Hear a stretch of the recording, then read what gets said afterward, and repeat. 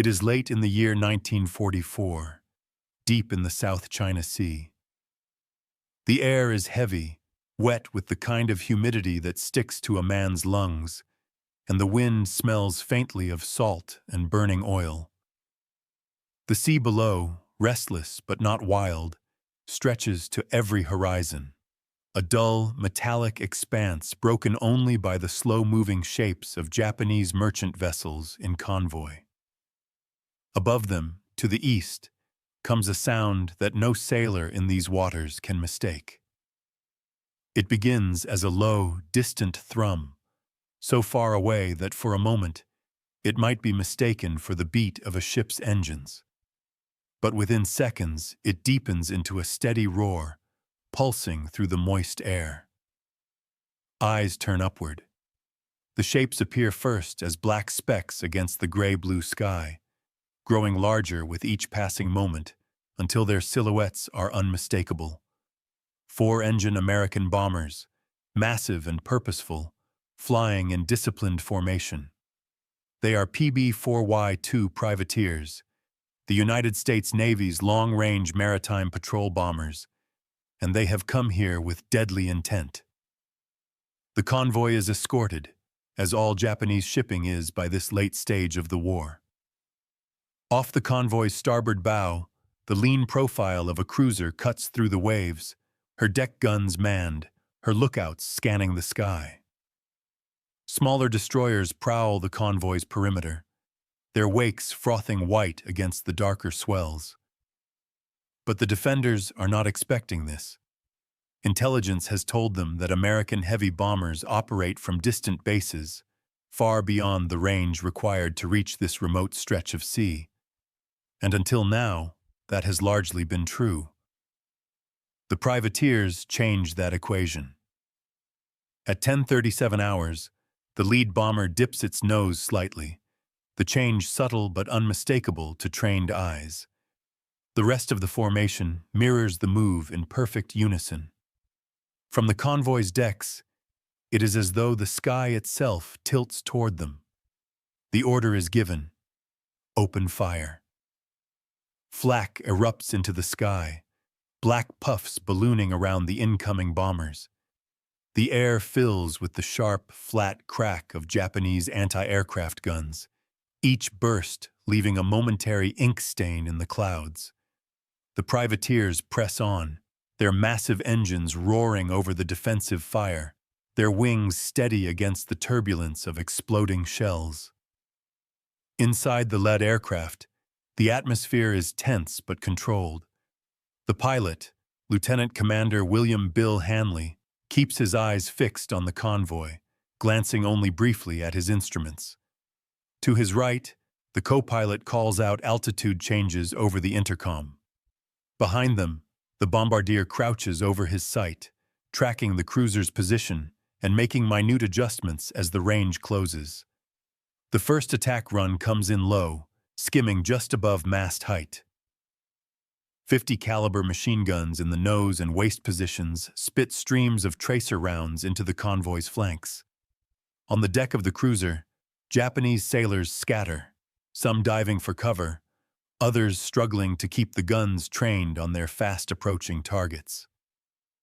The privateers' heavy firepower cuts through light armor and soft targets, raking superstructures and setting small blazes even before the bombs fall. Then comes the moment of impact. A deep metallic roar, unlike the sharp crack of flak, rolls across the sea as a 500-pound bomb strikes home on one of the supply ships. It punches through the deck before detonating, sending a column of smoke and debris towering into the air. The ship's stern lifts slightly from the force, then slams back into the water, her structure twisting under the shock. Within minutes, another vessel is struck amidships. Flames leap from ruptured fuel tanks, and oily black smoke begins to drift across the convoy's path. The cruiser takes a near miss, the explosion churning the water beside her hull and drenching her deck in spray. But it is the third attack, led by Hanley's wingman, that changes the course of the battle. A bomb strikes just abaft the cruiser's aft turret, tearing open plates and flooding compartments. She lists, sluggish in her maneuvers, her speed reduced. The convoy's protective circle is broken. From above, the scene looks like something from a war artist's canvas. Chaos rendered in smoke, flame, and steel. Supply ships stagger out of formation, some turning desperately toward shallower waters, others slowing to assist their stricken companions. Japanese pilots, scrambled from a nearby island base, are still minutes away. The privateers circle back for another pass. Inside one of the attacking bombers, the gunners are locked in, their hands tight on the grips of their twin 50s. A voice over the intercom warns of incoming fighters, but the attack must be finished. On this second run, the crews aim for maximum damage: bridge structures, engine rooms, ammunition stores. The goal is not just to sink ships, but to make the entire convoy combat ineffective. It is all over in less than 20 minutes. When the privateers finally turn for home, the South China Sea behind them is scarred with smoke plumes. 4 supply ships are sinking or already beneath the waves. The crippled cruiser, trailing an oily slick, is barely making headway, her escort destroyers darting around her like anxious sentries. Japanese pilots, arriving too late to prevent the destruction, find themselves instead in a running pursuit against bombers built to fight back.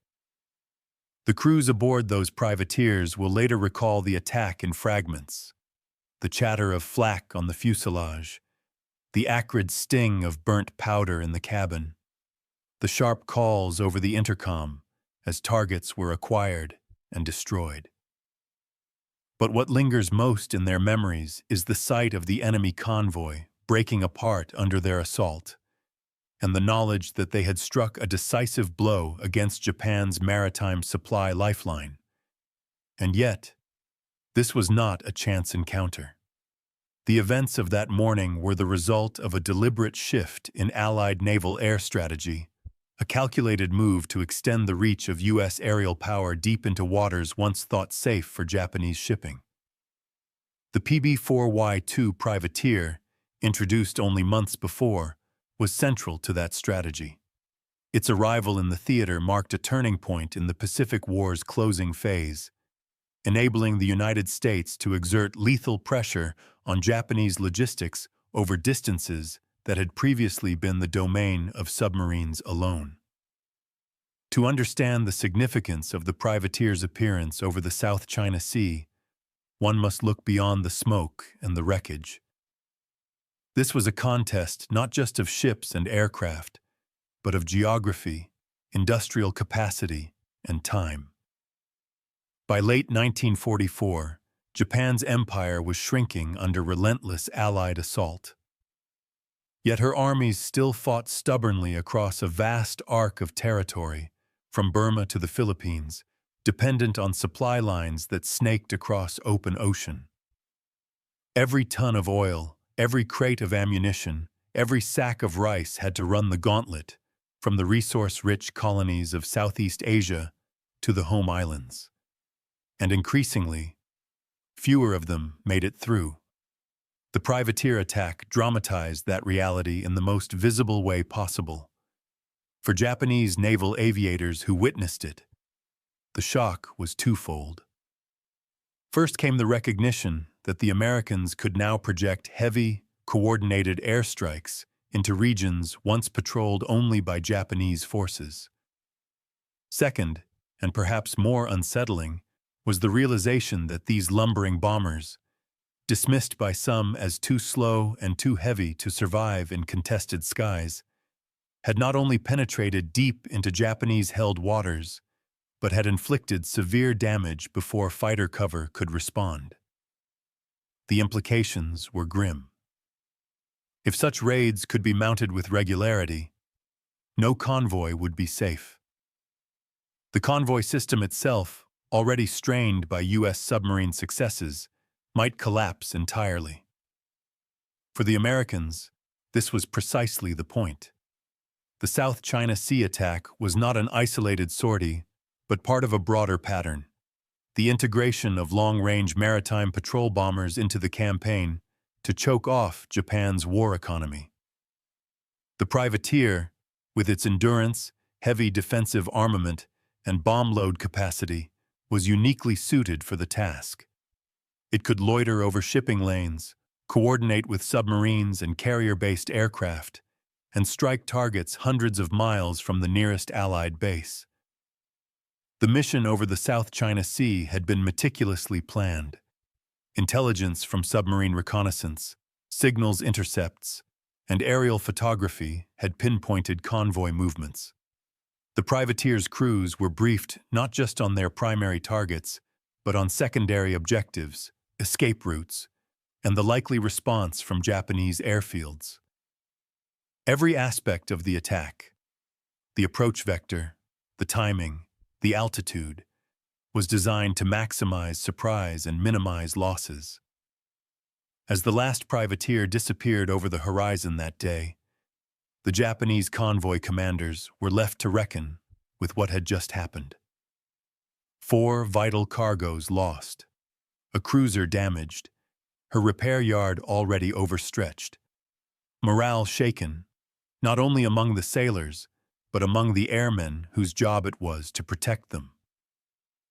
In Tokyo, reports of the raid fed into a growing sense of strategic peril. The empire's maritime lifelines, once tenuous, were now in danger of being severed entirely. For the viewer, this opening scene is not the end of the story, but the starting point. From here, the documentary will retrace the steps that brought the PB4Y-2 privateer into the Pacific War, examine the strategic context that made such missions both possible and necessary, and follow the men who flew them into some of the most dangerous skies of the conflict.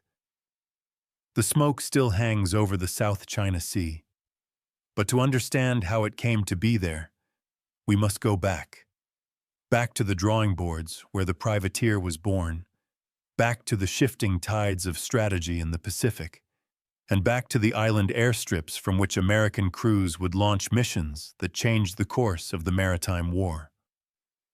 The smoke over the South China Sea was still curling toward the sky when word of the attack reached the operations rooms of the U.S. Navy's Pacific Fleet. For the commanders in Pearl Harbor and at forward bases in the Marianas, the raid was more than a tactical victory. It was vindication of a strategic gamble made months earlier. The decision to invest in a new, specialized variant of a proven workhorse, the consolidated B-24 Liberator, tailored for long-range maritime warfare.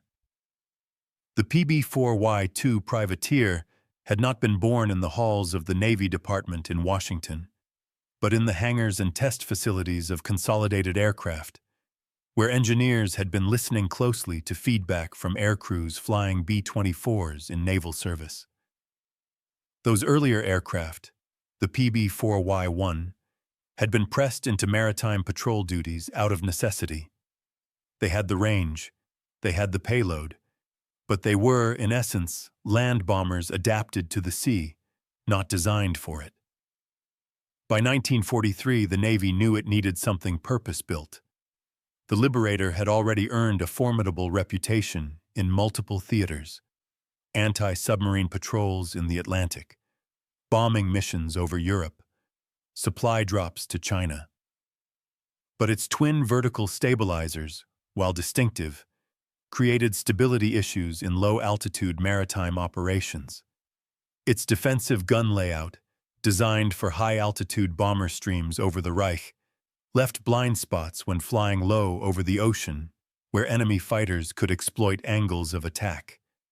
And its fuselage structure, optimized for the demands of land warfare, was not as rugged as the Navy wanted for the punishing salt-laden air and rough field operations of the Pacific Islands. The privateer was the answer. The most visible change was the tail. Gone was the B-24's twin fin. In its place rose a single, tall, vertical stabilizer, almost regal in profile, giving the privateer better directional stability at the low speeds and low altitudes typical of patrol work. The fuselage was lengthened by 7 feet, creating more internal space for fuel tanks, electronics, and crew movement. Armament was increased. The privateer bristled with 12 50 caliber Browning M2 machine guns, mounted in 6 turrets, 2 dorsal, 1 in the nose, 1 in the tail, and waist positions covered by side blisters. These were not symbolic defenses. They gave the aircraft the ability to throw a curtain of fire in almost any direction, a necessity when operating far from friendly fighter cover. Range was everything. Extra fuel capacity meant the privateer could patrol for up to 2,800 miles, more than enough to reach Japanese shipping lanes from forward island bases and linger over a target area for hours before returning. Radar, still a relatively new addition to naval aircraft, was mounted in a prominent fairing beneath the forward fuselage, allowing the bomber to detect ships and submarines at night or in poor weather. The PB4Y-2 could not match the speed or climb rate of a single-engined fighter, but it was never meant to. Its job was to find, fix, and finish enemy shipping, often in coordination with other strike elements like submarines and carrier aircraft. In the spring of 1944, the first operational privateers began arriving in the Pacific, assigned to Navy Patrol Bombing Squadrons, VPBs, that had been flying PB4Y-1s. The transition was not without challenges. Crews had to learn the handling quirks of the longer, heavier aircraft. Maintenance teams adjusted to new systems, from the radar gear to the revised turret arrangements. But the advantages became apparent almost immediately. From the forward bases in the Central and Western Pacific, Kwajalein, Saipan, Tinian, the privateers could now reach deep into waters that had previously been considered beyond the practical range of land-based patrol bombers. The South China Sea, the approaches to the Philippines, even parts of the East China Sea, all were now within striking distance. For Japanese planners, this represented a new layer of threat. Since early in the war, the Imperial Japanese Navy had considered the South China Sea a relatively safe corridor for moving vital resources from Southeast Asia to the home islands. Submarines had always been a danger, but the geography of the area, with its island chains, shallow waters, and numerous inlets, offered some protection from Allied undersea patrols. Air power was another matter. Until the arrival of the privateer, large American bombers simply couldn't reach these waters in strength without forward carrier support. Now, land-based U.S. Navy squadrons could mount sustained, independent operations over the heart of Japan's supply routes. The Japanese convoy system, already stretched thin, would soon face a kind of pressure it had never endured before.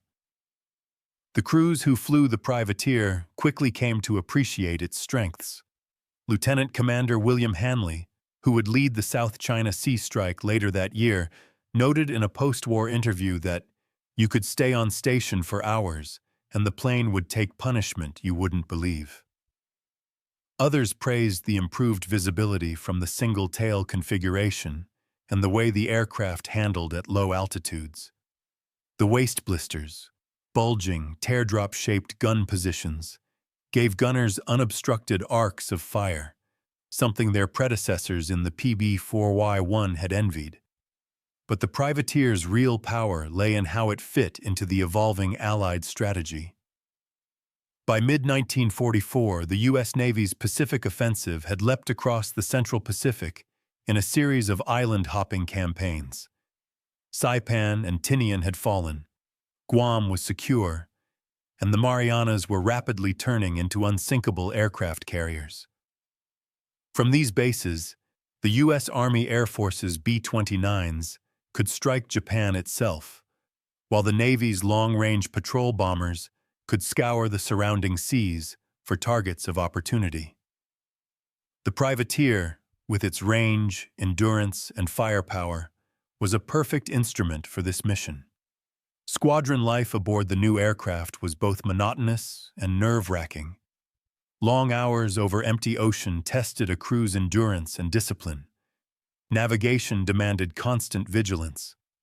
Drift errors could mean missing a target entirely or failing to find a home base before fuel ran out. And always, there was the possibility of a sudden, violent transition from routine patrol to life-and-death combat. Japanese merchant vessels often sailed with heavy escorts, and the South China Sea was still patrolled by skilled fighter units flying the Mitsubishi A6M0 and Nakajima Ki-43 Oscar. Still, the privateers gave their crews confidence. Their defensive armament could maul a careless attacker. Their bomb bays could carry enough ordnance to break the back of a medium convoy in a single coordinated strike. And their ability to operate with minimal support made them unpredictable. Raids could come at dawn, at dusk, or in the dead of night. In Washington and Pearl Harbor, the Navy's senior leadership took note of the aircraft's early successes. The South China Sea would soon become a proving ground, not just for the privateer, but for the concept of sustained, land-based maritime interdiction. Every ton of shipping sunk was a ton of fuel, food, or ammunition denied to Japanese forces fighting in the Philippines, Burma, or the islands still clinging to the empire's far-flung perimeter. By the autumn of 1944, squadrons equipped with PB4Y-2s were ranging farther and striking harder. Convoys that had once moved with impunity under cover of weather or distance were now being located, tracked, and attacked from the air. The Japanese response, dispersal, rerouting, heavier escorts, could not keep pace with the loss rate. It was into this strategic environment that Hanley's squadron prepared for its December 1944 mission. The privateer was no longer a novelty. It was a known danger to Japanese shipping, and every appearance in hostile skies carried the risk of heavier opposition. But the South China Sea convoy, identified by Allied intelligence, was too valuable to ignore. A mix of oil tankers, ammunition ships, and a cruiser-class escort, all headed toward the home islands. The plan was simple in its outline but demanding in execution. A long-range sortie from a forward base, timed to intercept the convoy in open waters where it would be most vulnerable. Coordination with submarines on patrol in the area would provide additional intelligence and, if possible, finish off any damaged vessels. As the crews studied maps in the briefing room, the significance of the mission was clear. They were not just attacking ships, they were striking at the lifeblood of Japan's war effort. If the privateers could cripple this convoy, the shock would resonate far beyond the South China Sea. The Liberator's air had come into its own. From the drawing boards of consolidated aircraft to the windswept runways of Pacific Island airfields, the PB4Y-2 privateer represented a fusion of engineering, strategy, and necessity. It was an aircraft built for the long reach, capable of turning the distant, supposedly safe waters of the Japanese Empire into a hunting ground. The events of late 1944 would show just how far that reach could extend. By late 1944, the map of the Pacific told a grim story for the Empire of Japan. The blue ocean expanses that once acted as a shield had become a gauntlet, patrolled, penetrated, and increasingly dominated by Allied naval and air power. And at the heart of Japan's vulnerability lay a single, inescapable truth. The empire's survival depended on a maritime lifeline stretching thousands of miles southward into the resource-rich territories it had seized at the war's start. It was a line of steel and steam that began in the oil fields of Sumatra and Borneo, the rubber plantations of Malaya, the tin mines of Indochina. From these occupied lands, merchant convoys hauled crude oil, refined fuel, bauxite, coal, rice, and raw materials north to the factories and arsenals of the home islands. Without these shipments, Japan's armies could not fight, its navy could not sail, and its industry could not function. In the first year of the war, this lifeline had seemed secure. The Imperial Japanese Navy controlled the seas, its carrier strike forces sweeping aside Allied opposition from the Philippines to Java. Convoys moved openly, guarded by destroyers and cruisers, their routes shielded by Japan's string of fortified island bases from the Marianas to the Dutch East Indies. But the tide had turned.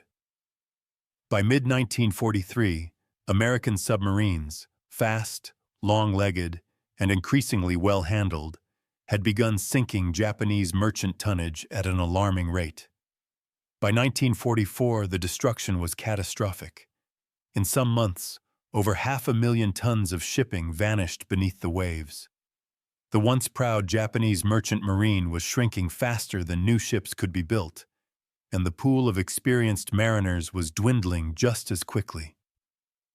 To counter the threat, Japan organized its convoys into heavily escorted formations.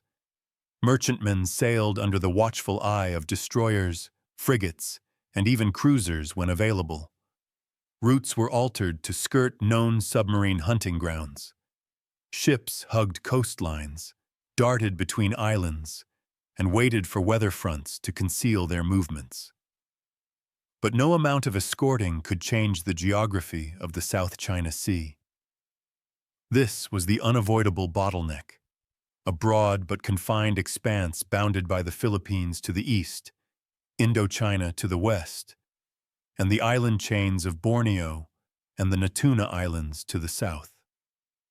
Every northbound convoy from Singapore or Saigon had to pass through it.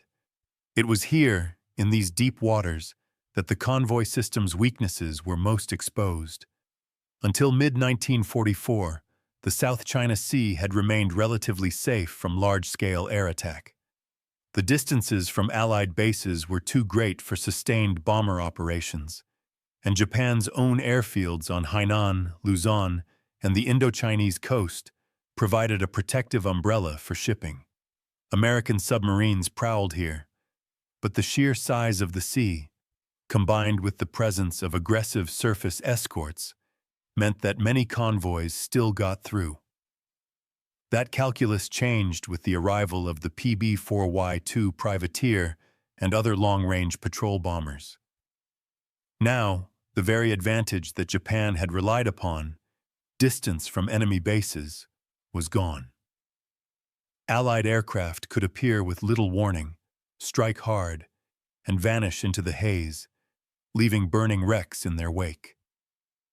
The danger went beyond the immediate loss of ships. Every convoy that failed to arrive on time, or at all, set off a chain reaction. Fuel deliveries delayed meant warships at anchor, unable to sortie. Shortages of ammunition and spare parts meant that aircraft sat grounded, artillery fell silent, and tanks went without repairs. Food shipments disrupted led to ration cuts in the home islands, adding civilian discontent to military strain. Even before the South China Sea raid of late 1944, Japanese leaders were warning of the shipping crisis. In October, the Imperial Navy's staff reported that fuel reserves were critically low. By their estimates, without drastic action, the fleet could be immobilized within a year. The Army was no better off. Its mechanized units were already operating under reduced allocations, and in China, frontline troops were being supplied with captured Allied vehicles simply because there was no fuel to spare for Japanese trucks. From Tokyo's perspective, The only answer was to defend the lifeline more aggressively. Fighter units were stationed at forward bases to cover the convoy routes. Anti-aircraft guns were mounted on merchant ships, some in improvised fashion. Convoys were ordered to sail under strict radio silence, zigzagging to throw off enemy targeting. Yet these measures came at a cost. Concentrating escorts around convoys meant fewer warships available for offensive operations. Stationing aircraft along the convoy routes tied them to a defensive role, limiting their ability to respond to Allied advances elsewhere. And no matter how carefully the convoys moved, they remained vulnerable during certain stretches, especially in the open expanse between Hainan and the western Philippines, where there was little cover and no quick escape. The Japanese airmen assigned to protect these routes were veterans of a different kind of war. Many had begun their service flying long-range missions over the open Pacific, striking at enemy fleets in the early years of the conflict. Now they found themselves tethered to convoy escort duty, a mission that demanded constant vigilance, quick reaction, and the patience to endure long, uneventful hours punctuated by moments of sudden violence. The arrival of the privateer altered their mental landscape. Here was an enemy aircraft they had not faced before in these waters, a lumbering giant by fighter pilot standards, but one with teeth. Reports from surviving pilots who had attacked the new bomber described it as stubborn prey, hard to bring down, bristling with defensive guns, and seemingly able to soak up damage that would have destroyed lesser aircraft. The fact that it could reach the South China Sea at all was unsettling enough. The fact that it could do so with enough range to loiter and strike at will was worse. Japanese convoy commanders, too, felt the pressure mounting. The South China Sea was becoming a killing ground. Even when convoys made it through, they often arrived at their destination depleted, ships damaged, cargo delayed, escorts low on fuel or ammunition. Each voyage felt more dangerous than the last. And now, in the closing months of 1944, intelligence hinted that the Americans were planning a concerted push into these waters, using both submarines and land-based bombers to sever the lifeline entirely. This was the climate into which the South China Sea convoy of late 1944 set sail. A formation of supply ships and a cruiser escort bound for the home islands. It carried fuel, ammunition, and other war-critical cargoes, guarded by destroyers and covered, in theory, by air patrols from nearby bases. To the Japanese, it was another vital link in the chain. To the Americans, it was an opportunity to strike a blow not just at ships, but at the fragile system that kept Japan's war machine alive. The lifeline was taut, stretched to its limit. One sharp cut, and whole sections of the war effort could unravel. The privateers, circling in their distant island bases, were poised to make that cut. From the moment the convoy left port, it was being hunted by submarine periscopes in the shallows, by code breakers in windowless rooms, and by air crews studying its probable course. The Japanese sailors aboard those supply ships could not know it, but their voyage would soon become part of a larger story, the systematic strangulation of an empire by air and sea power working in concert. The next scene will take us into that hunt, into the briefing rooms, the ready bays, and the cockpits, where the U.S. Navy's privateer crews prepared to carry the war deep into Japan's most vital waters. On a small coral island in the western Pacific, the morning light came slow and pale, filtered through low cloud and the faint haze of engine exhaust that never seemed to leave the airfield. The day before had been quiet, just the usual patrols, the long, looping arcs over endless ocean. But the stillness was deceptive.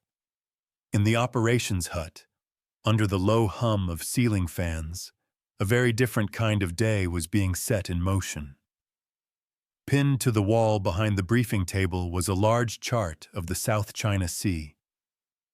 Grease pencil lines traced the predicted course of a Japanese convoy, a departure from Saigon, a turn north-northeast along the Indochina coast, then a push into open water toward Hainan and the Luzon Strait. Red circles marked probable air patrol zones. Smaller annotations showed submarine patrol areas, American boats positioned to catch anything driven toward them by air attack. At the center of the room stood Lieutenant Commander William Bill Hanley, Squadron Commander for Patrol Bombing Squadron, PB4Y-2. He had flown liberators over the Atlantic and privateers across the Pacific. Now he was here to brief his men on the mission that could make or break the squadron's reputation. The intelligence picture was unusually clear. Days earlier, a U.S. submarine shadowing the Indochina coast had reported sighting a heavily escorted formation of cargo vessels heading north. Photographic reconnaissance from a Navy liberator confirmed the presence of a cruiser escort, likely a Kuma-class or possibly an older Nagara-class vessel, along with several destroyers. The cargo ships, though varied in design, appeared to include tankers and munitions freighters. Their value was obvious: oil for the fleet, shells for the guns, and supplies for the front. Hanley's orders were blunt: intercept the convoy, inflict maximum damage, return if you can. The men of VPB-106 listened in the dim light, mugs of coffee cradled in their hands. They knew what maximum damage meant in practice. Bomb runs so low you could see the faces on deck, strafing passes against targets bristling with anti-aircraft guns, and the ever-present risk of enemy fighters. A chalkboard by the door listed the crews assigned to each aircraft. 12 privateers would take part in the strike. Each was to carry a mixed load: 500-pound general-purpose bombs for the cargo vessels, 1,000-pounders for the cruiser, and depth charges as a contingency if a submarine was spotted. Ammunition stores had been topped off. Belts of 50-caliber rounds for the dorsal and waist guns, drums for the nose and tail turrets. The flight plan called for an early morning departure, the bombers flying at medium altitude until within 100 miles of the intercept point, then descending to attack height. A staggered approach would give each section of bombers room to make its run without bunching up, a lesson learned from earlier missions where congestion over the target had invited concentrated flak fire. At the navigation table, the squadron's senior navigator, Lieutenant Frank Rossi, went over the course one more time. From the base, they would head northwest, passing well south of enemy-held Palawan to avoid detection, then turn north toward the convoy's expected path. Estimated time to intercept: just under 5 hours. Fuel calculations were precise to the gallon. Every extra minute over target meant one less in reserve for the long return flight. Weather reports offered no comfort. Broken cloud layers at 4,000 feet would make spotting the convoy more difficult, and the humidity meant there was a good chance of haze near the surface. On the other hand, the same haze could mask the privateer's approach until the last moment.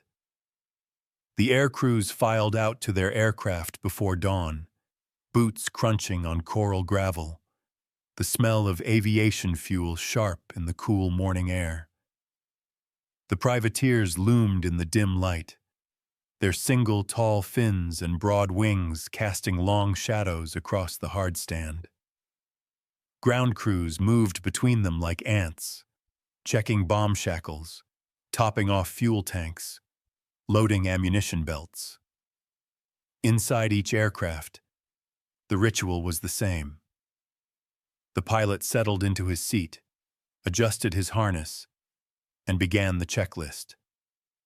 Co-pilots confirmed fuel selector positions, oil pressures, and engine temperatures. In the nose, bombardiers adjusted their sights, cross-checking target photographs one last time. Gunners inspected their weapons, running cloths down the barrels and making sure spare belts were within reach. Hanley walked the line, offering a nod or a few quiet words to each crew. He knew most of them by name, knew their habits, their strengths, and the things they didn't say out loud. Some were veterans of dozens of missions. Others were on their first strike into heavily defended waters. All of them understood the stakes. At the appointed time, the first aircraft's engines coughed to life, one by one, until the airfield was filled with the deep, chest-rattling rumble of 48 radial engines turning over. The propeller wash kicked up dust and scraps of paper, sending them skittering across the apron. The privateers taxied in sequence, heavy with fuel and ordnance. At the runway's end, each aircraft paused, engines straining as the pilots ran up the power and checked magnetos. Then came the signal, and the first bomber roared down the strip, lifting off into the pale light. One after another, the rest followed, climbing into a loose formation before settling into the long cruise north. The hours that followed were the test of a crew's discipline. Over water, there was little to see but the shifting tones of blue and gray below, the occasional whitecap breaking the surface. Conversation was sparse, confined to necessary checks and course corrections. Each man kept to his station, alert for the first sign of trouble, an unidentified blip on the radar, a glint of sunlight off metal, the faint smudge of smoke on the horizon. Halfway to the intercept point, the lead privateer's radar operator reported a faint return, possibly an escort vessel or a lone merchantman. The formation altered course slightly, staying clear. The mission was the convoy, not isolated targets. As they closed on the predicted intercept area, tension sharpened. The haze thickened, turning the horizon into a soft line between gray sky and darker sea. The lead bombardier began scanning for wakes, thin, white trails that betrayed a ship's passage even when its hull was invisible. Then came the voice over the intercom. "Convoy in sight. Bearing 090. Range 20 miles." Through binoculars, the lookouts could make out the tiny, orderly shapes of ships, a line of cargo vessels, a cruiser at the head, destroyers weaving at the flanks. The convoy was holding a steady course, no sign they had yet spotted the approaching bombers.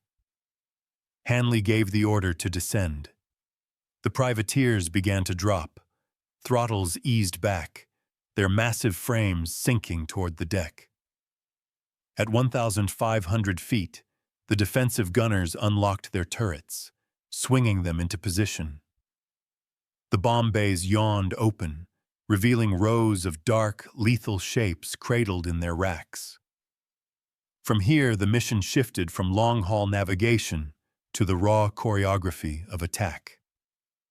The squadron would split into sections, the first to strike the cruiser and lead cargo ships, the second to rake the convoy's midsection, the third to target stragglers and any vessel attempting to break away.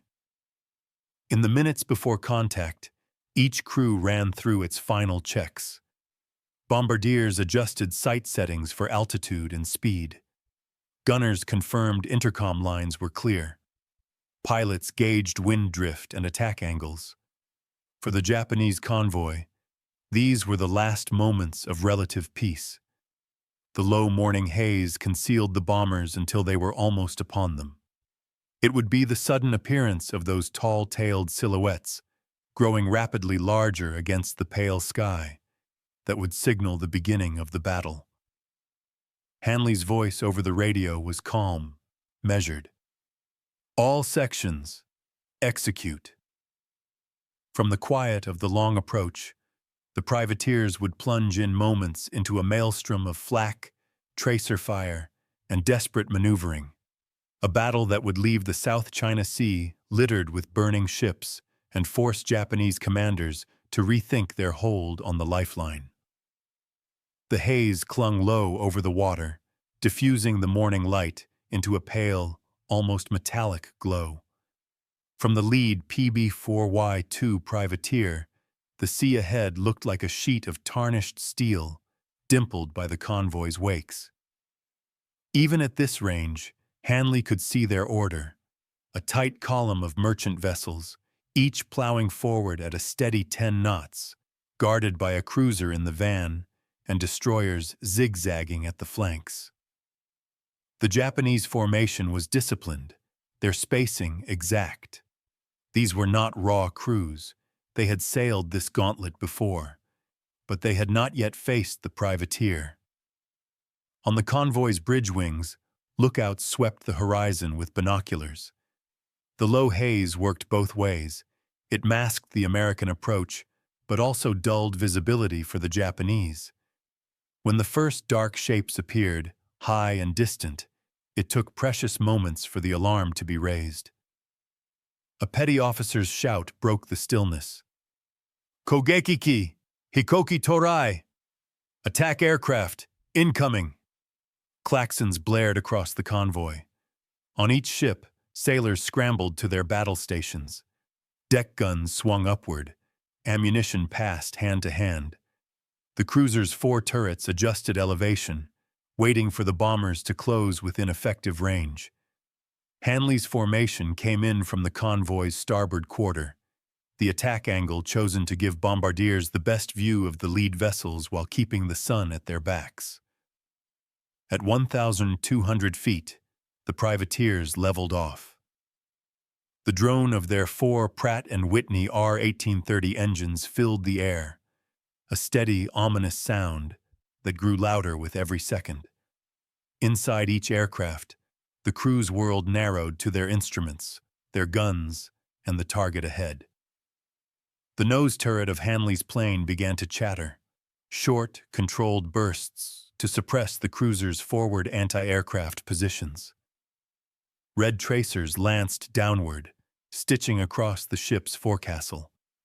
On the convoy's decks, sailors ducked or returned fire, the sharp bark of 25mm guns mixing with the deeper thump of heavier mounts. The first bursts of flak erupted ahead of the formation, black blossoms of smoke and shrapnel hanging in the air. The Japanese gunners had the range now. Hanley felt the plane shudder as fragments rattled off the fuselage. Over the intercom, his co-pilot's voice was steady. "Minor hits. All systems green." The rest of the formation adjusted their spacing, weaving slightly to throw off the gunner's aim without breaking formation. Waist gunners called out the proximity of the flak bursts, low left, high right, helping the pilots thread a path through the deadly blossoms. Hanley's bomber was first in. The bombardier lay prone over the sight, his voice clipped and precise. "Target acquired, adjusting drift, steady, bombs away." The plane lurched upward as its load dropped free. Seconds later, a tall column of water and smoke erupted just off the cruiser's starboard bow, close enough to drench her deck and throw sailors from their feet. The near miss forced the ship to veer slightly off course, breaking the neat symmetry of the convoy. Behind Hanley, the second bomber in line, piloted by Lieutenant Mark Delaney, released on a tanker. One bomb struck aft, near the waterline. A geyser of flame erupted, followed by thick, roiling black smoke as burning fuel spilled across the sea. Within minutes, the convoy's cohesion began to fray. Merchantmen turned wildly to avoid collisions or present narrower profiles to the bombers. The cruiser tried to maintain a protective screen, but the sudden damage to her forward steering left her responses sluggish. Destroyers darted between ships, laying down curtains of anti-aircraft fire. The Japanese gunners were not passive victims. Flak grew heavier, more accurate. One privateer took a direct hit in the starboard wing, flames licking the cowling of its inboard engine. The pilot feathered the propeller and kept formation, determined to complete his run before breaking off. The second wave came in lower, barely 300 feet above the water. At this height, the waist gunners could see individual crewmen on the decks of the merchant ships. Twin streams of 50 caliber fire raked across bridge windows, gun positions, and lifeboat davits. One privateer lined up on a munitions freighter, releasing a pair of 500-pounders in quick succession. The first detonated in the forward hold, sending debris high into the air. The second ignited the aft cargo. The resulting chain of explosions tore the ship in half, her bow and stern rising grotesquely before sliding beneath the waves. The first enemy fighters appeared as dark specks from the west. Mitsubishi A6M Zeros scrambled from an island base minutes after the convoy's alarm. There were only 4 of them, but they dived in aggressively, targeting the trailing bombers. Hanley's tail gunner called them out, his twin Brownings roaring in short bursts. A Zero peeled off, trailing smoke, but another slid into firing position behind Delaney's bomber. The dorsal turret swung around, tracers reaching out, forcing the Japanese pilot to break off before he could get a clean shot. The privateer's heavy defensive fire made close attacks costly. The Zeros circled warily now, waiting for stragglers or damaged planes to lag behind. The third section of bombers had orders to finish the cruiser if possible. At least one near miss had already slowed her, and she was weaving erratically to throw off the attackers. Lieutenant Jack Spencer's bomber lined up from the port beam, releasing a 1,000-pounder aimed just aft of the midship superstructure. The hit was devastating. The bomb punched through the deck before detonating in an engineering compartment. A gout of steam and smoke erupted from her funnels, and she began to list to starboard. Still afloat, still firing, but her speed had dropped to a crawl. With their bomb bays empty and fighters in the area, Hanley gave the order to withdraw. The privateers began climbing, turning eastward toward the safety of open water. Japanese destroyers surged in to screen the crippled cruiser, their guns still barking at the retreating bombers. As the formation pulled away, waist gunners kept a wary eye on the Zeros, firing when they pressed too close. The fighters managed a few bursts, scoring hits on the tail of one bomber, but the return fire was too heavy for sustained pursuit. Once out of immediate range, the crews began assessing their own condition. One bomber had a dead engine but was holding altitude. Another had taken hits through the fuselage, wounding a waist gunner. Hanley radioed the base with preliminary results. Multiple ships hit, 2 likely sunk, 1 cruiser heavily damaged. The mood was controlled, not jubilant. The South China Sea was still below them, and home was hours away.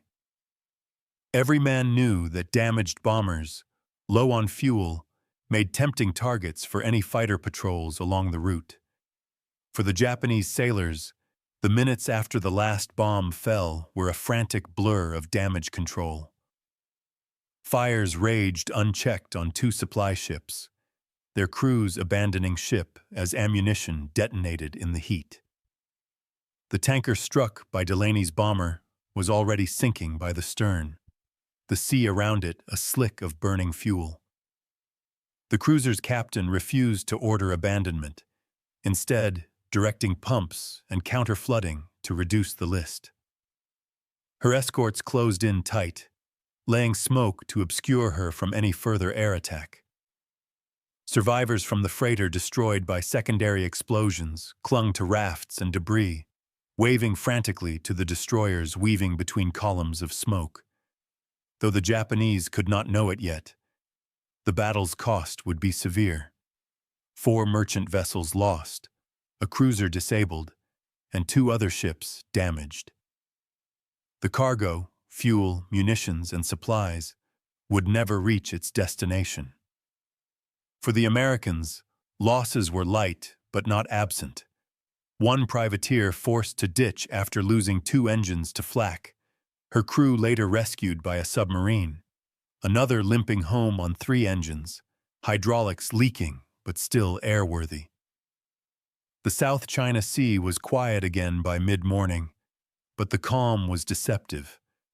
Oil fires still burned, their smoke rising into the haze. The crippled cruiser struggled toward the nearest friendly anchorage, her escorts on high alert for the possibility of another strike. And somewhere over the horizon, 12 long-range bombers were making for home, their crews replaying the attack in their minds, knowing they had just carved another notch in the slow strangulation of Japan's war economy. From this point forward, the Japanese would no longer assume their convoys could slip through the South China Sea unmolested.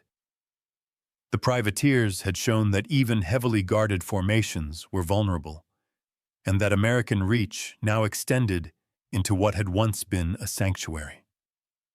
The next scene will follow the dangerous journey back to base, as the bombers, low on fuel and shadowed by enemy fighters, try to bring their crews home. ChatGPT said, "Flak detonations bloomed like malignant flowers in the air ahead, each one a black puff followed by a tearing rattle of shrapnel against the fuselage." The privateers pushed into the storm, their wings rocking as pilots fought the turbulence from near-miss blasts. The sky smelled of burning cordite, the acrid tang creeping into the cabins through open gun blisters.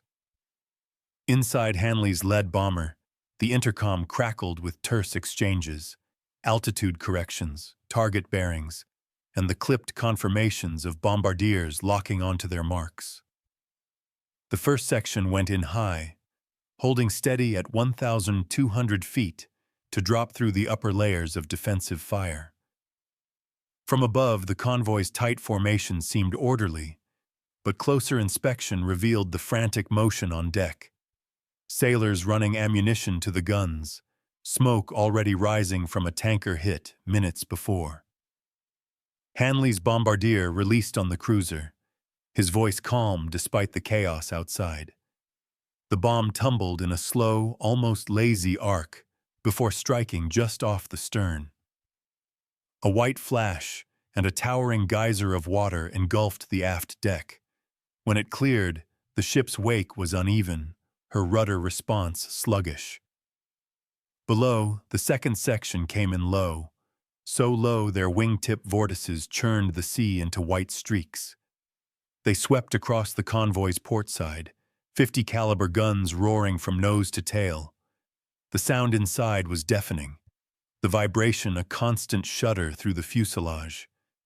Tracer rounds walked the length of a freighter's deck, cutting down gun crews before they could re-aim their weapons. 2 bombs struck near her midships hold. One detonated in the cargo bay, sending fragments of steel and timber spinning into the air. The other exploded just beneath the waterline, ripping open her side. Depth charges, armed for use against submarines, found a different target today. Dropped from low altitude against the convoy's outer edge, they went off in violent plumes beside a destroyer rushing to protect the crippled cruiser. The near miss heaved the smaller warship onto her beam for an instant, before she righted herself, hull plates buckled and screws momentarily lifted clear of the water. From above, the third section rolled in, choosing the largest supply ship in sight, a broad-decked vessel heavy with fuel drums. The bombardier's release was perfect. The first bomb struck forward of the bridge, breaking through the deck plating. A second hit aft, near the engine spaces. In seconds, the ship was ablaze, orange flame licking across the deck and swallowing the lifeboats before they could be launched. Smoke poured upward, merging with the haze until it formed a black wall that split the convoy in 2. Japanese fighters entered the fray, Zeros diving from the west, their engines a higher-pitched snarl against the deeper rumble of the bombers. They attacked aggressively, but the privateers' defensive fire was withering. Waist gunners in blister mounts tracked the incoming fighters, their tracers slicing upward in long, unbroken lines. A Zero pulled into firing position behind Spencer's bomber, only to be hit by converging streams from both the tail and dorsal turrets. It rolled inverted, trailing fire, and plunged into the sea. Still, the fighters pressed in. One came straight for Hanley's bomber from head-on, firing long bursts. The nose gunner replied, his twin Brownings hammering until the enemy pilot broke away, the Zero's canopy shattering under the impacts. Even under attack, the privateers did not abandon their bomb runs. Every second in the target zone counted, and each pass had to be made count. The moment of the cruiser's crippling came when Spencer's aircraft made its second run. Lining up from the starboard quarter, they released a single 1,000-pound bomb aimed squarely at the damaged stern. It struck true, penetrating deep before detonating. The blast hurled sailors from their posts and tore away plating around the rudder assembly. Her speed fell sharply, her ability to steer reduced to almost nothing. She drifted out of position, leaving the convoy's head unprotected. The destruction spread. Another freighter took 2 bombs in rapid succession, the second igniting her cargo hold in a violent flash. Witnesses later described hearing a deep, echoing boom beneath the roar of the guns, as if the ship's very frame had snapped. Survivors leapt into the oil-slick water, clinging to wreckage as the vessel's bow rose high before sliding under. Official after-action reports would later note that Japanese anti-aircraft fire remained intense throughout, but its effectiveness was blunted by the privateers' coordination. Each bomber's approach was timed so that defenders could not concentrate fire on a single target for long. Survivor accounts from Japanese sailors spoke of confusion. Orders shouted, but drowned out by the constant rattle of guns, the decks awash with smoke and seawater, the air thick with the smell of burning oil and splintered wood. In the thick of it, time seemed suspended. For the crews in the privateers, the attack unfolded as a series of sharp images, the sudden bloom of a hit, the sight of a destroyer heeling hard to avoid a wreck, the red flash of a tracer finding its mark on an enemy fighter. Adrenaline masked fatigue. Training overcame fear. Each man focused on his role, from the pilot holding a steady course through turbulence to the gunner tracking a fleeting shadow at the edge of vision. When Hanley finally called for withdrawal, the convoy was a shattered thing, smoke columns marking where ships had been, wakes trailing from those still afloat, but scattering in all directions. The cruiser lay crippled, her escorts gathered around her like anxious guardians, the sea around them littered with debris and lifeboats. Behind the privateers, the South China Sea burned in patches, a testament to a strike executed with precision and ferocity. The fighters shadowed them as they turned east, reluctant to press into the bombers' overlapping arcs of fire. The battle was not without cost, but the privateers had done their work. 4 ships were sinking, a cruiser disabled, and several more vessels damaged. The Japanese convoy system, already strained, had just absorbed another blow from which it could ill afford to recover. Engines straining and bomb bays empty, the formation banked eastward, leaving the wreckage of the convoy to slip beneath the horizon. The South China Sea stretched ahead, wide and deceptively calm, but every man in the formation knew it was still enemy territory. Fuel gauges sat lower than anyone liked to see. Ammunition belts hung loose and half-spent in their mounts, and the aircrew's nerves were drawn taut from the fight they had just come through. The first of the Japanese fighters appeared within minutes.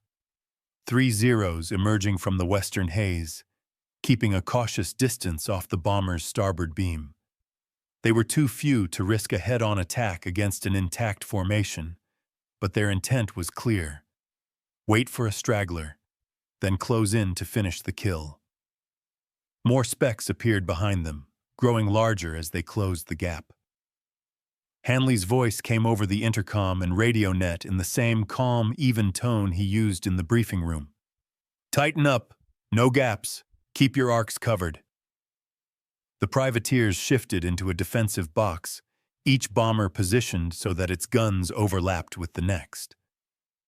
Waist gunners checked their fields of fire, traversing the blisters in short arcs to keep the fighters guessing. The dorsal and tail turrets moved constantly, tracking the nearest threats even before they committed to an attack run. The Zeros tested the box. One darted in from high astern, probing for a blind spot, only to be met by converging streams of tracers from 2 tail guns and a dorsal mount. The fighter broke away sharply, trailing a thin wisp of smoke, its pilot unwilling to press the attack through that wall of fire.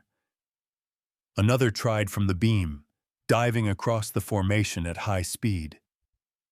Gunners on the lead and wing bombers stitched the air in front of it, forcing the Japanese pilot to jink away before he could bring his guns to bear. But the danger wasn't only from the air. Below, the long blue expanse offered nowhere to hide if an engine faltered or a fuel leak worsened.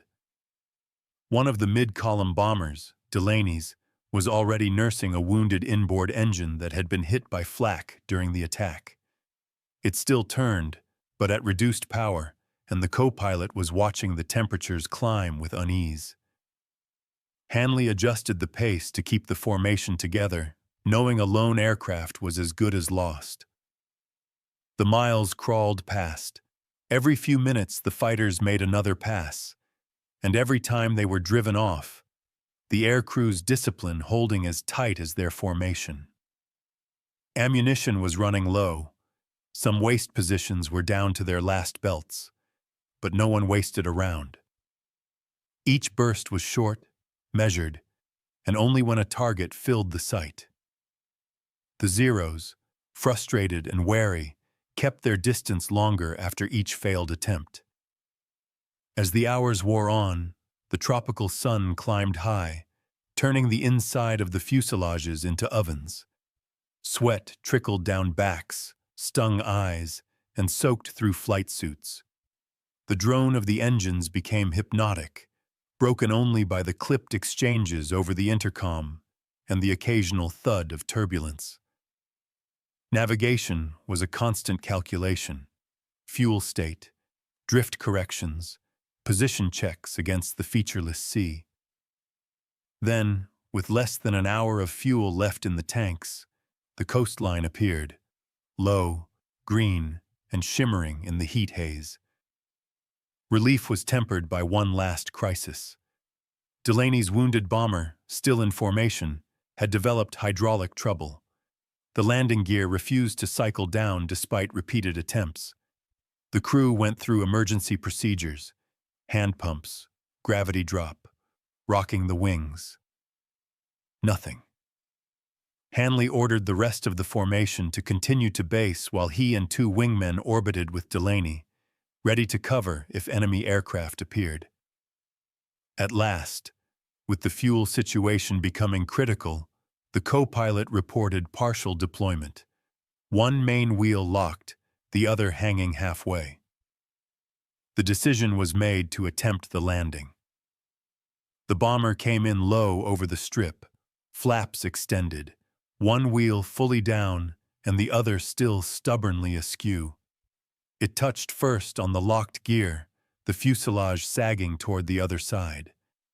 The wingtips scraped the runway in a shower of sparks, the aircraft veering dangerously before the pilot brought it to a grinding, shuddering halt just short of the coral embankment. The crew bailed out, shaken but unhurt. Engines wound down one by one across the airfield, leaving only the ticking of cooling metal and the distant roar of surf. The surviving privateers had made it home, their crews exhausted, faces streaked with sweat and grime, but alive. Above them, the sky was a clean, unbroken blue, giving no hint of the battle they had fought or the long, hostile miles they had crossed to get here. The mission's damage assessment would come later, but for now, the men of PB4Y-2 could breathe, at least until the next sortie called them back into the fire. Would you like me to continue straight into Scene 8 without headings? The privateers sat in long rows on the coral apron, their tall fins and weathered fuselages streaked with soot and salt.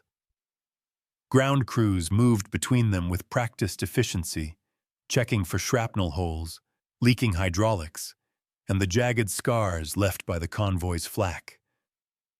The airfield was busy, but the mood among the returning crews was subdued, the adrenaline of combat giving way to the weight of exhaustion. In the operations hut, each crew filed in for debriefing, still in their sweat-darkened flight suits, goggles hanging around their necks. Intelligence officers waited with clipboards, maps, and photographs spread across long tables. The room smelled faintly of coffee and damp canvas. A stenographer sat in the corner, recording every detail as it came. One by one, pilots and bombardiers described their runs, target types, bomb releases, observed hits. Gunners recounted their engagements with enemy fighters, tracing attack paths with blunt pencils over diagrams of the formation.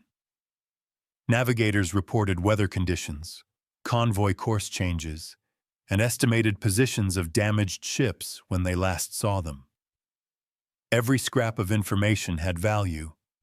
Every recollection could help piece together the full picture. By mid-afternoon, the first composite assessment began to take shape. 4 supply ships, 2 tankers, 1 munitions freighter, and a general cargo vessel were confirmed sinking or destroyed.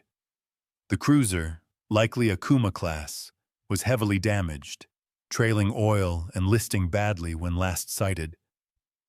At least 2 other merchantmen had been hit, one trailing smoke and slowing, another maneuvering erratically as if her steering was compromised. The scale of the disruption was clear. The convoy's cargo, fuel for the fleet, ammunition for frontline units, and general stores would never reach its destination. Even the ships that might limp into port would require repairs and reloading, delaying their utility by weeks or months. For a Japanese supply chain already stretched to the breaking point, this was more than a tactical setback. It was a blow to the arteries that kept the war machine alive. Losses on the American side were reviewed with a different tone. One privateer had been forced to ditch after losing 2 engines, her crew rescued days later by a submarine. Another had landed crippled, her landing gear damaged, fuselage scorched from a small onboard fire. Several aircraft bore deep scars from flak and bullet strikes, evidence of how close the mission had come to claiming more lives. A waist gunner had been hit in the leg by a fragment and was already in the base hospital, expected to recover. There was satisfaction at having struck hard and returned. No one denied that. But it was tempered by the knowledge of the risk they had run. The enemy's defensive fire had been heavier than expected. The fighter response had been sharper than on previous missions. Some of the men spoke in low voices about the moments when tracer fire had stitched across the sky toward them, or when a near-miss flak burst had punched a hole through the fuselage just inches from their station. Half a world away, in Tokyo and regional command posts, the same mission was being parsed in grimmer rooms. Reports from the convoy were incomplete, delayed by the chaos of battle and the crippling of communications equipment aboard the damaged cruiser. But the essentials were unavoidable: major losses, valuable cargo destroyed, and a sudden, undeniable demonstration of American reach into what had been considered safe waters. Commanders began drafting orders to reroute future convoys farther west, hugging the Indochina coast, even at the cost of longer transit times. Every additional mile brought more fuel consumed, more strain on crews, and less margin for error in scheduling. The intelligence officers at the Pacific Fleet's headquarters would later note in their summaries that the South China Sea was no longer a sanctuary for Japanese shipping. The privateers had joined the submarines in making these waters lethal, and the combined pressure would only increase. For PB4Y-2, the mission was already being dissected into lessons for the next strike: altitude profiles, attack angles, defensive box spacing. But in the fading light at the island airfield, such analysis was for tomorrow. For now, the crews collected their gear, showered off the salt and sweat, and sat down to the first hot meal of the day. The mess hall buzzed with fragments of conversation, short bursts of laughter, quiet accounts of narrow escapes, and the occasional silence that said more than words could. The war would call them back into the air soon enough. Tonight, they could take stock of what had been won and what it had cost. In Tokyo, the first detailed reports from the South China Sea filtered in over the following days, carried by a chain of radio relays and courier pouches. The messages were brief at first: convoy attacked, multiple ships sunk, cruiser damaged. But as fragments from ship captains, air patrol leaders, and coastal observers were pieced together, the magnitude of the loss became clear. 4 vital transports gone, their cargoes unrecoverable, and a warship reduced to near helplessness in the middle of contested waters. What struck planners in the Imperial General Headquarters was not only the damage but the method. The attacking aircraft had not been carrier-based, as in so many previous strikes on shipping. They had come from distant island bases, flown hundreds of miles into what had been regarded as a protected zone, and still had the endurance to attack in force.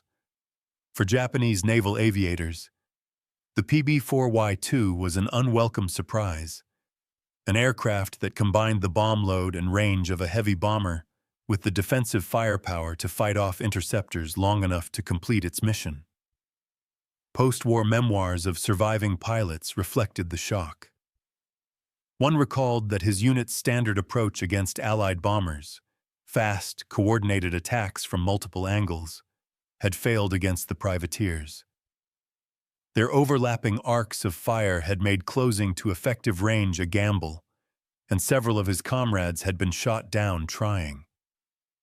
Others were blunt in their assessment.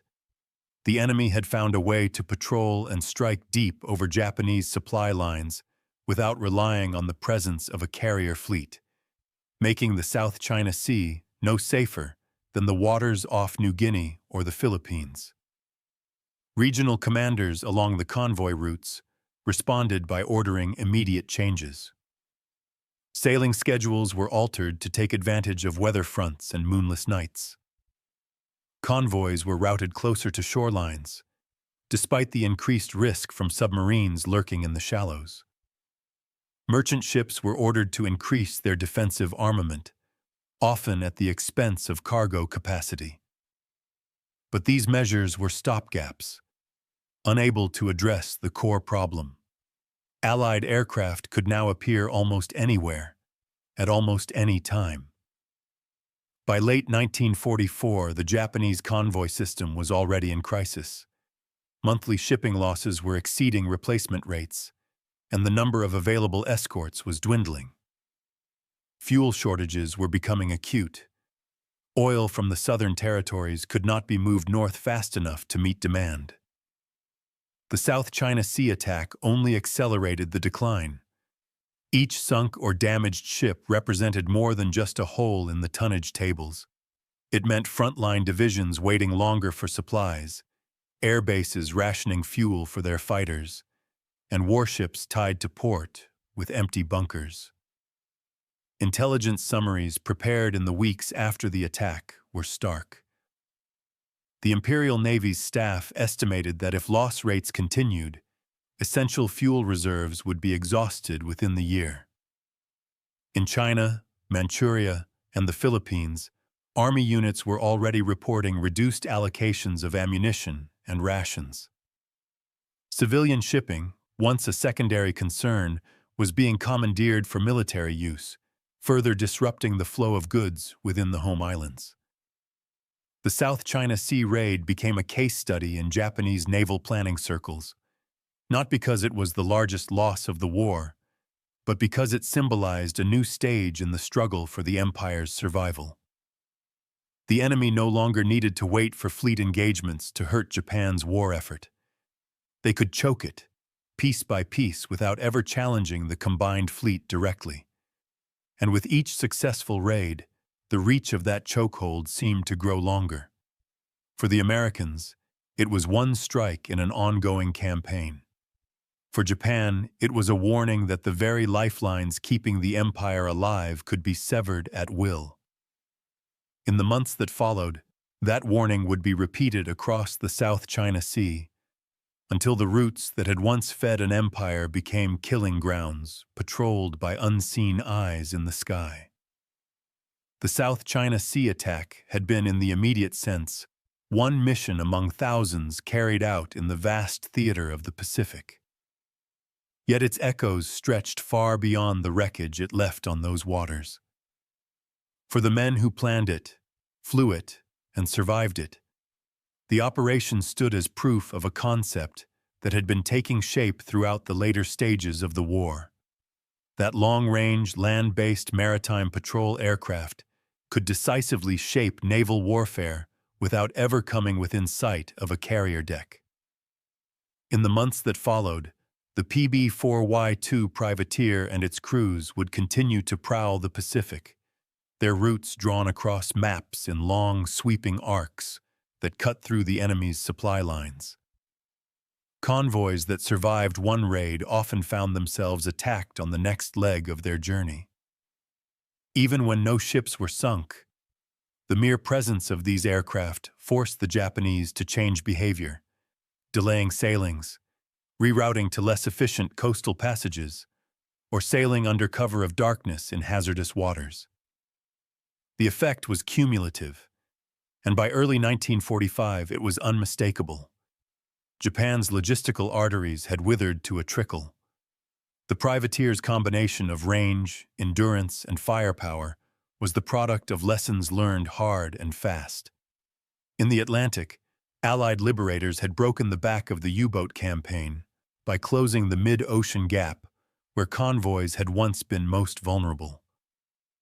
In the Pacific, the challenge was not submarines stalking ships, but the ships themselves, moving across open expanses under threat from both above and below. The privateer applied the same principle, persistent aerial coverage over the most vulnerable stretches of water, to a theater where distances were measured not in hundreds, but in thousands of miles. Post-war analysts in both the U.S. Navy and Allied navies took note. The idea that a patrol bomber could operate independently, coordinate with surface and subsurface forces, and bring destructive force directly onto enemy shipping became a cornerstone of maritime strategy in the Cold War. By the late 1940s, squadrons flying variants of the privateer were patrolling not the battlefronts of a global war, but the tension lines of a new one. The Gyayuke Gap in the North Atlantic, the Sea of Japan, the South China Sea again, now as watchers and sentinels in a world divided between superpowers. The privateer's tall, single fin, lengthened fuselage, and blistering defensive armament would eventually give way to sleeker, faster aircraft. First the Neptune, then the Orion. But the operational DNA remained the same. Long legs to cover vast patrol sectors. The ability to detect and track targets in any weather, day or night. and the flexibility to strike without the slow gearing up of a full naval task force.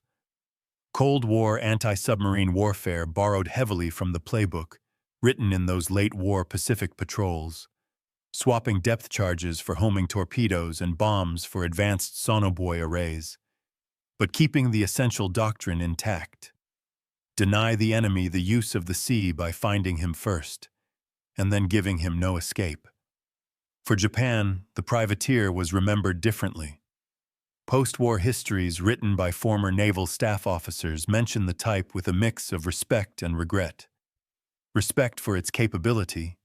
Many admitted surprise that an aircraft that large could be handled with such aggression in a fight, and regret that countermeasures had been improvised too late, spread too thin across too many demands. The long-range bomber and maritime interdiction had not been a focus of Japanese planning before the war, and by the time its threat was fully appreciated, there was no industrial or fuel capacity left to mount an effective defense. The crews of PB4Y-2 and their sister squadrons rarely spoke in grand strategic terms. For them, the memory of the South China Sea was as immediate as the smell of oil smoke and the hard vibration of engines pushed to their limits. They remembered the way flak bursts seemed to freeze in the air, just long enough to make you wonder if you'd fly into them. The way a ship's deck would bloom into flame when a bomb struck true. The way a Zero's glint in the sunlight could tighten your grip on the gun handles without thinking. Tactical victory was measured in ships left burning in the wake, in convoys broken apart before they could deliver their cargo. Yet in the historian's view, these tactical victories knit together into a strategic noose. By mid-1945, Japan's ability to supply its armies beyond the home islands was all but destroyed. The relentless encirclement spoken of in Allied planning documents was not just the work of fleets and armies. It was the patient, remorseless work of cutting every thread that connected an empire to its resources. The privateer was one of the sharpest knives in that work. Archival footage from the closing months of the war shows privateers lifting off from coral runways, their shadows gliding across the surf before disappearing into the horizon.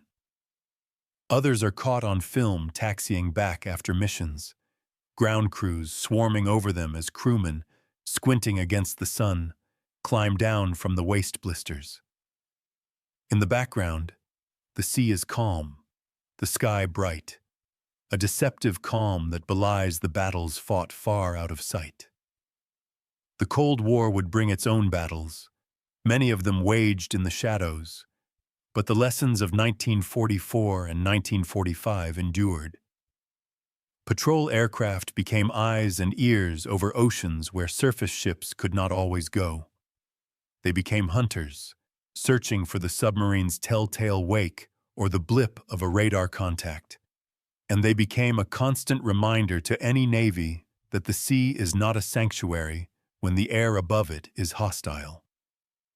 The South China Sea mission stood as a symbol of that truth. The image that opened this story, the sky above the Pacific filled with smoke and fire, bombers pressing home their attack through the storm of flak, was not just the record of a single day's work.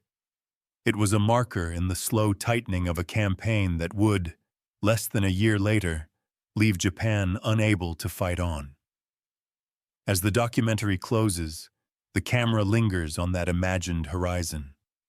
The smoke columns fade into the distance, the engine noise dwindles to a hum, and the sea returns to its restless rhythm.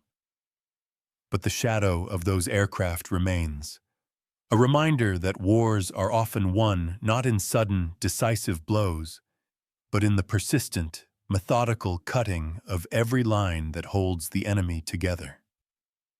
In 1944, over the South China Sea, the privateer proved how powerful that shadow could be.